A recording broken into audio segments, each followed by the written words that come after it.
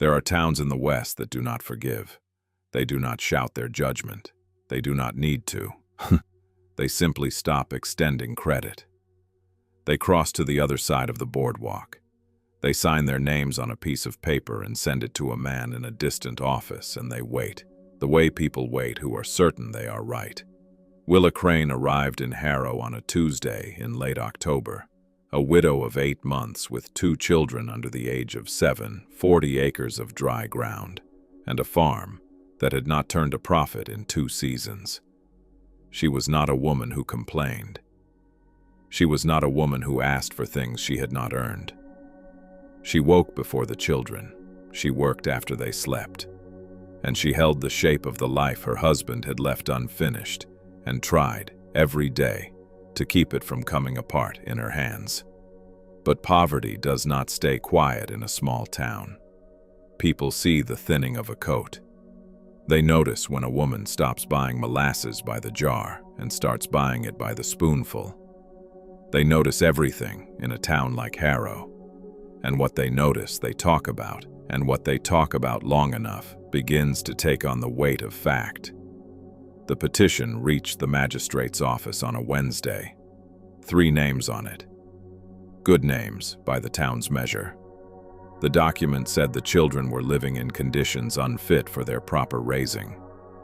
It said a woman alone, in that state, on that land, could not provide. It did not say anything cruel. It did not need to. It simply asked a man with the authority to do so to come and take Samuel and Bess Crane and place them somewhere more suitable. And the man in that distant office read it and set it on his desk, and did not immediately say no. What happened next is the kind of thing a town remembers for a long time, though it does not always remember it correctly. A man came. Quiet, capable, without a history anyone in Harrow could speak to. He did not arrive with speeches or with promises. He came the way a man comes when he has already decided something and is simply waiting for the right moment to say it plainly. And what he said, when he finally said it, was not what Willa expected. It was not what the town expected either, but it changed everything that came after. Quietly, the way the most important things always do. The letter arrived on a Wednesday, which was the day Willa Crane baked bread. She had kept to that schedule through the whole of the previous winter, through the funeral, through the weeks after, when she could not remember whether she had eaten. Through every morning since that asked more of her than the morning before. Wednesday's bread. It was the one thing she had not let go of. The smell of it in the house did something for the children that she could not do with words. She did not read the letter immediately. It came with the post rider just before noon, and she set it on the table beside the salt dish and finished shaping the second loaf before she touched it. Samuel was outside. Bess was asleep on the cot near the stove. The house was quiet in the way that houses are quiet when something is about to change, though Willa did not know that yet. She wiped her hands on her apron and picked up the letter and opened it the way she opened everything that came from an official office. Carefully, as if the paper itself might cut her. The language was formal and without feeling, the way legal language always is. It informed her that a petition had been received by the office of the county magistrate, signed by 3 residents of Harrow, requesting a review of the living conditions of her minor children, Samuel James Crane, age 6, and Elizabeth Ruth Crane, age 4. It said that a determination would be made within 30 days. It said she could present her case in writing or in person. It said the office understood these matters were sensitive in nature. It did not say what would happen to the children if the determination did not go in her favor. It did not need to. Willa had lived in a county with an orphan house long enough to know what happened next. She put the letter down on the table and stood very still for a moment. Then she went back to the bread. She put both loaves in the oven and adjusted the draft on the stove and sat down in the chair by the window and looked out at the yard where Samuel was pulling at something in the dry grass near the fence line. He was a serious boy. the way some children are serious from the time they are very small, as if they arrived already carrying a portion of the world's weight. Bess was different, softer, quicker to laugh, still young enough to believe that things would resolve themselves if you waited long enough. Willa did not know how to tell them that some things did not resolve, that some things had to be held in place by hand every day, or they came apart. The farm was 40 acres, of which perhaps 12 were workable in a good year. The rest was scrub and slope and a creek bed that ran with water in the spring and went dry by July. Her husband, Thomas, had believed in the land with the kind of faith that does not require evidence. He had come west with that belief intact and had worked himself forward on the strength of it for 6 years. And then he had died of a fever in February, in the 3rd week of the month. On a night so cold, the water in the wash basin had a skin of ice on it by morning. He had not meant to leave her with so little. That was the thing she held on to when the town's opinion pressed hardest against her. He had not meant to. Harrow was not a large town. It had a dry goods store, a land office, a livery, a church, and a saloon. And it had the particular social architecture of every small settlement in that part of the territory, which meant that everyone knew everyone else's circumstances, and most people had a settled opinion about what those circumstances indicated about a person's character. Willa had understood from the beginning that she was being watched, not with hostility exactly, more with the detached attention of people who have already decided what they expect to see and are simply waiting for the evidence to arrive. She had given them some. She knew that. There had been a month in the autumn when she had not paid the dry goods account, and Mr. Peabody had noted it in his ledger in a way that suggested he was noting it elsewhere as well.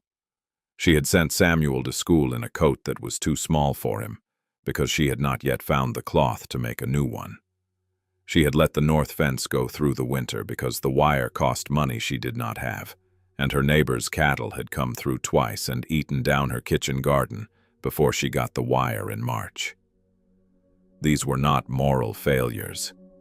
They were the ordinary consequences of having too little and no one to share the weight of it. But in a town like Harrow, the distinction was not always made. The 3 names on the petition were women she knew by sight and by reputation. Mrs. Aldrich kept the boarding house on the main street and was considered by the town to be a person of sound judgment. The other 2 were wives of men on the county council. They were not cruel women, by any measure Willa could honestly apply. They were women who believed that children deserved more than she was able to give them. And they had done what women of that kind do when they believe something strongly enough. They had put their names on a document and sent it to a man with the authority to hone it. Willa took the bread out of the oven at the right time because she was paying attention even when part of her was somewhere else entirely. She cut a heel from the first loaf and set it on the windowsill to cool for Samuel, because he liked the heel best, and she had learned a long time ago that the small consistencies were what made a child feel safe. Then she sat back down and read the letter again, more slowly this time, looking for something she might have missed. There was nothing she had missed. The language was very clear. It was late in the afternoon, the light going thin and amber through the west window, when she heard the sound of a hammer from the direction of the fence line. She stood up and looked out and saw a man she did not recognize working on the corner post that had been leaning at a bad angle since the ground thawed in April. He was not a young man and not an old one.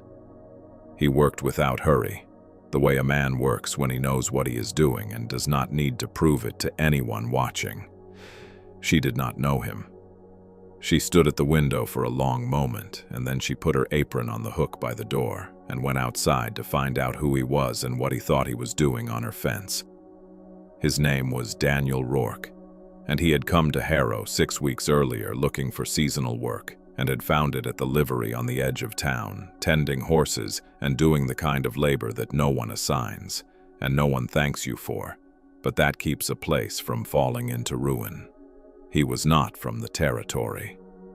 He had come from somewhere east of the mountains, though he did not say exactly where. And people in Harrow had learned quickly that he was not a man who offered information about himself the way some men do, easily and without being asked. He answered what he was asked and nothing more. He worked from early to late.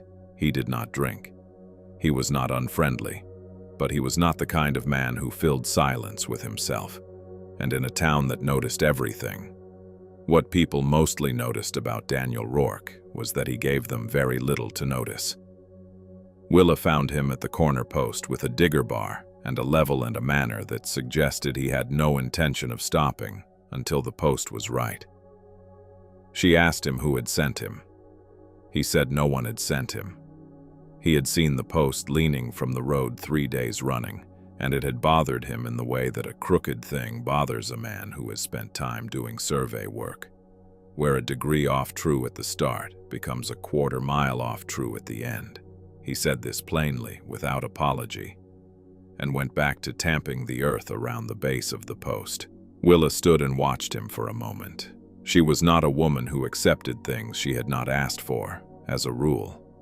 But the post had been leaning since April, and she did not have the strength for it that day, and she went back inside without saying anything more. He came back the next morning, and the morning after that. He did not ask permission, and he did not announce himself. He simply appeared at the edge of the property and found something that needed doing and did it. He rehung the gate on the south side of the yard that had been dragging in the dirt. He cleared the debris from the drainage channel along the east wall of the barn so that the next rain would not pool against the foundation. He did these things quietly and without looking for acknowledgement, the way a man moves when he is not asking for anything. Willa watched from the window on the second morning and from the doorway on the third, and she did not send him away, though she told herself each evening that she would speak to him about it in the morning. It was on a Thursday evening, 6 days after the letter had come, that he knocked at the door. Not the way a man knocks when he wants something, but the way a man knocks when he has decided to say a thing and wants to say it properly. She opened the door and he stood on the porch with his hat in his hands and asked if she had a moment. She said she did. He said he had heard about the petition. He did not say how he had heard. In a town the size of Harrow, that was not a question that required an answer.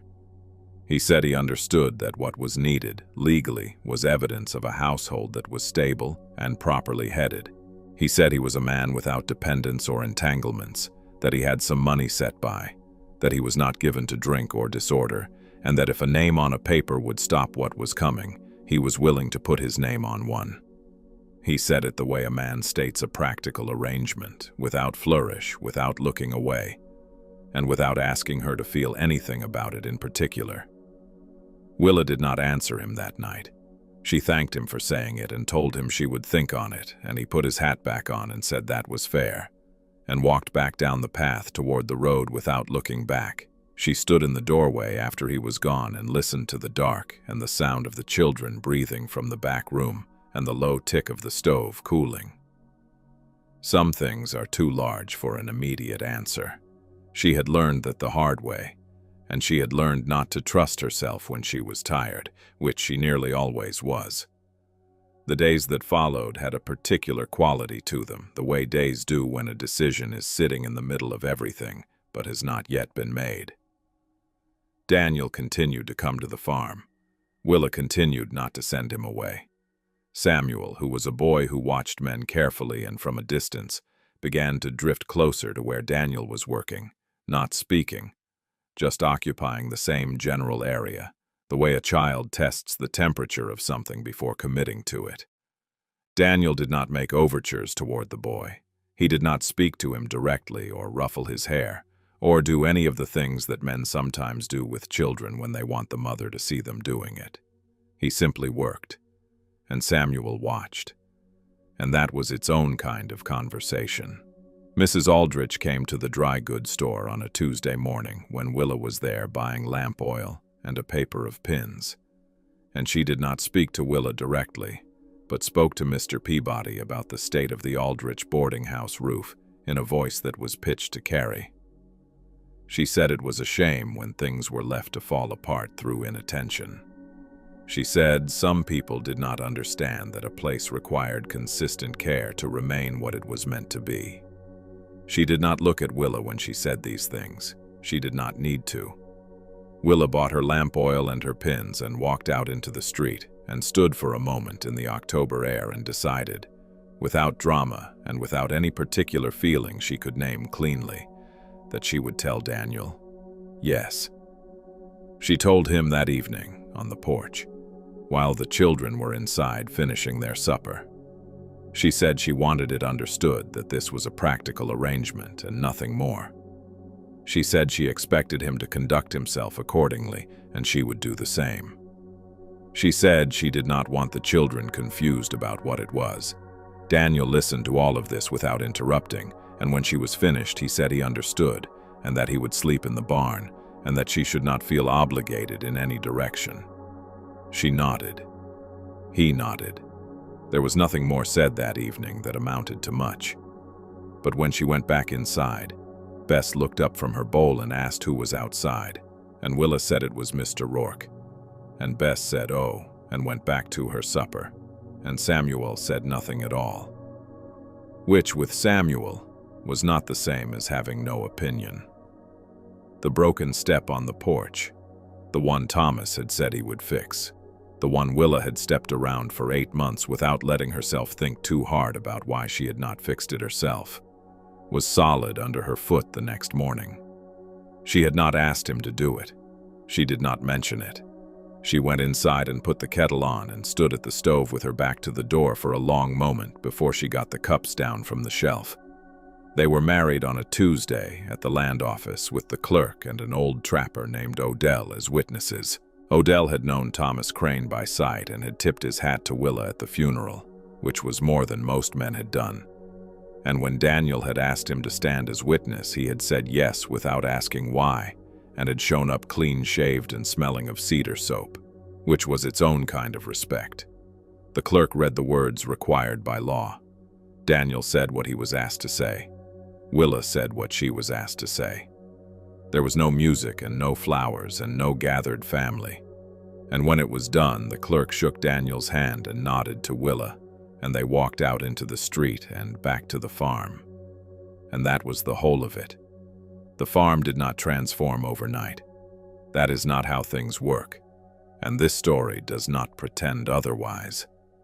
What changed was smaller than transformation and more durable.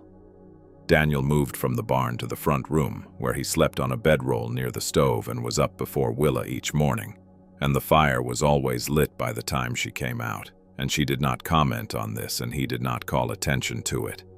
And that small fact became one of the first fixed things in the new shape of their days. He took on the morning feeding of the animals. She had the breakfast ready when he came back in. These were not things they had negotiated. They had simply settled, the way water finds its level without being directed. Samuel watched all of it.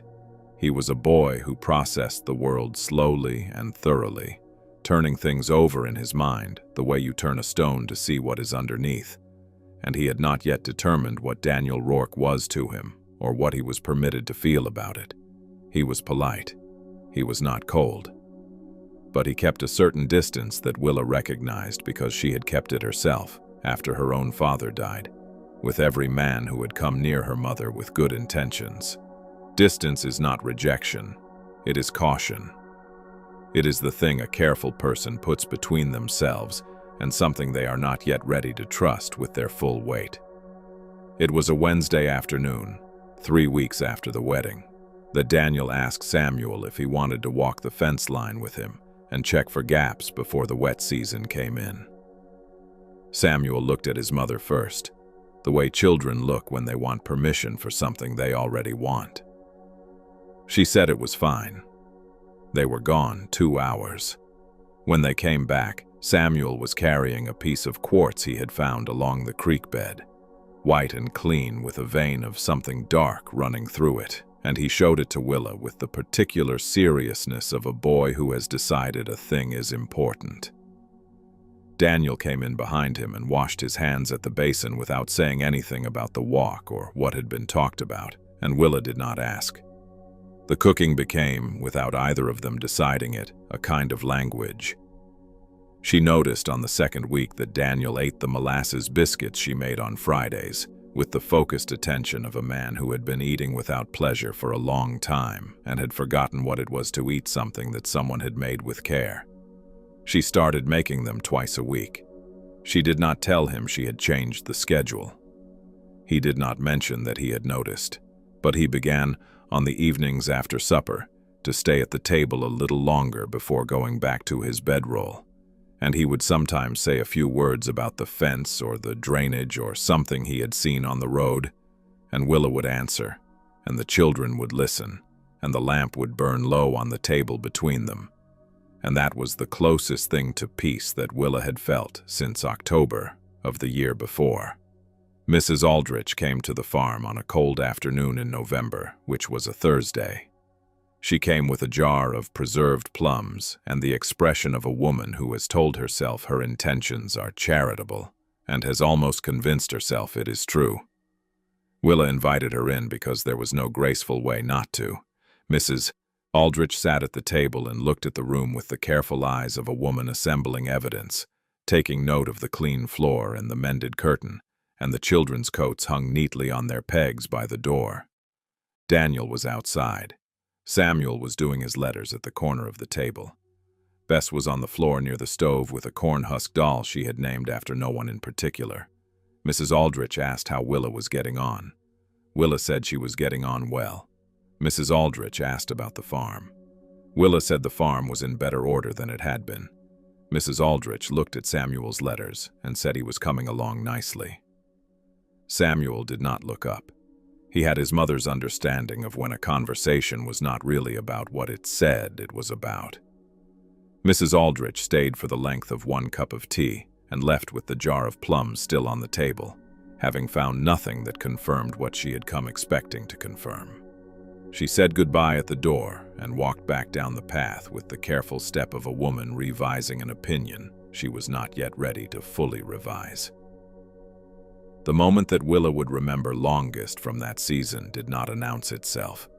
It came on an ordinary evening in late November when the cold had settled in for good and the light was gone by 5 o'clock, and they had fallen into the habit of spending the hour after supper near the stove.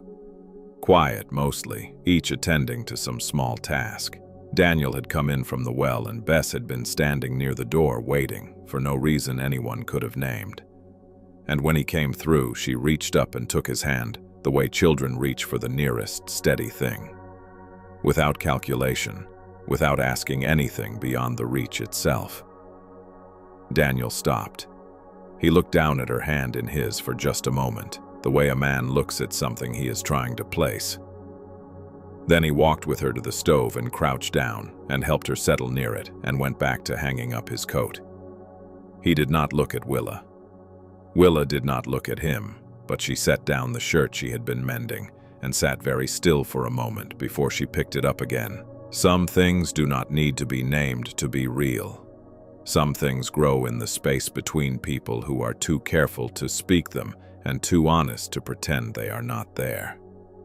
The arrangement had been made for one reason. What grew beside it grew for its own reasons, in its own time, the way things grow when the ground is finally ready and the season finally turns. The letter from the magistrate's office came on a Thursday in March, when the snow was pulling back from the south-facing slopes, and the creek had started running again with the particular sound it makes when it is remembering how to be a creek. Willa recognized the seal on the envelope and set it on the table the same way she had set the first one, beside the salt dish, and finished what she was doing before she opened it. She had learned, in the month since October, that official letters did not improve with rushing. She dried her hands and sat down and read it straight through without stopping. The petition had been formally withdrawn. The language said that upon review of current circumstances, the office had determined that no further action was warranted. It said the matter was considered closed. It thanked her for her patience in the process, which was the kind of thing official language says when it has nothing else to offer. Willa read it twice and then folded it along its original creases and set it back on the table. She sat for a moment with her hands flat on the wood and looked out the window at the yard where the mud was beginning to show through the last of the snow, and at the fence line standing straight and solid in the thin March light, and at the barn where Daniel was working. And she thought about what she needed to say to him and how to say it plainly. She found him in the afternoon when the children were occupied and the moment felt right. He was repairing a section of the barn door that had warped through the winter and was not hanging true. She stood in the doorway and waited until he looked up, which was not long, because he always seemed to know when she was nearby, though he never made a point of it. She told him the petition had been withdrawn. She told him the magistrate's office had closed the matter. She said that the reason they had married no longer existed in a legal sense, and that she wanted him to know that clearly, and that she did not expect anything from him on that account. She said all of this looking at him directly, because she was not a woman who looked away from hard things. Even when the hard thing was her own voice saying words she was not entirely sure she wanted to say. Daniel set down the plane he had been using. He looked at the barn door for a moment, the way a man looks at something when he is thinking about something else entirely. Then he asked if the north pasture fence needed mending before the wet season finished coming through. Willa looked at him. He was not looking at her the way a man looks when he is avoiding a question. He was looking at her the way a man looks when he has already answered the question and is ready to move to the next thing. She said the north fence probably did need looking at. He nodded and picked the plane back up and went back to the door, and that was all that was said. And it was enough. And they both knew it was enough. And neither of them needed to say that either. Spring came the way it always comes to that part of the territory. Not gently, but with a kind of determined force, as if the land has been holding its breath since November and cannot hold it one day longer. The creek ran full. The south field, which had been too dry the 2 seasons before, had enough moisture in the ground by April that Daniel said it might be worth putting winter wheat in the lower quarter and seeing what it did. Willa said she had thought the same thing. They stood at the edge of the field together in the early morning looking at the ground, and Samuel stood beside Daniel with his hands in his pockets, the way Daniel stood with his hands in his pockets, which was something Willa had noticed some weeks before and had said nothing about. The town adjusted, the way small towns adjust when the thing they predicted did not happen. It did not adjust loudly or with any acknowledgement that an adjustment was being made. Mrs. Aldrich nodded to Willa in the street one morning in April with the particular nod of a woman who has revised her opinion and is choosing to express it through the nod rather than through words, which was, for Mrs. Aldrich, as close to an apology as the town was going to get. Mr. Peabody extended the dry goods account through the planting season without being asked. These were small things. They were not nothing. In a place like Harrow, they were the way the record was corrected. Quietly, without ceremony, by people who were not going to say they had been wrong but were willing to act as though the past had been slightly different than it was. Bess turned 5 in May and asked for a cake with molasses in it, which Willa made, and Daniel came in from the field for the middle of the day, which he did not ordinarily do, and sat at the table while Bess ate her cake with the serious pleasure of a child who has been anticipating something for a long time. He had made her a small stool from cedar wood, sized for her, with her initial carved into the side in letters that were careful and clean. He set it beside her chair without comment. Bess looked at it for a moment and then looked at him and said, "Thank you, Daniel," in the grave and formal way she had of saying things she meant very much. He said she was welcome. Samuel watched all of this from his side of the table and then went back to his cake, and the corner of his mouth moved in a way that was not quite a smile but was the thing that lives just beside one. By summer, the farm was not prosperous, it was not transformed. The wheat in the lower quarter came in at 2/3 of what they had hoped, which was better than nothing and enough to carry them forward. The animals were healthy. The fence lines held. The barn door hung true. These were not dramatic victories. They were the ordinary facts of a life that was being maintained by two people who had decided, without making a ceremony of the decision, to maintain it together. Some arrangements begin as practical solutions and become, through the daily work of living inside them, something that has no name except the obvious one. Willa had not let herself use the obvious name yet, but she had stopped reminding herself not to. On a warm evening in late July, when the children were in bed and the air through the open door still carried the heat of the day, Daniel sat on the porch step and Willa sat in the chair beside the railing, and they were quiet together in the way that people are quiet when the quiet is not empty. The lamp burned on the table inside. The horses moved in the corral with the slow sound of animals at rest. Somewhere beyond the tree line, the creek was running, and the pines held the last of the light and then let it go. And the dark came in soft and without hurry, and neither of them moved to go inside. And the evening stayed around them like something that had decided to keep them company, and they let it.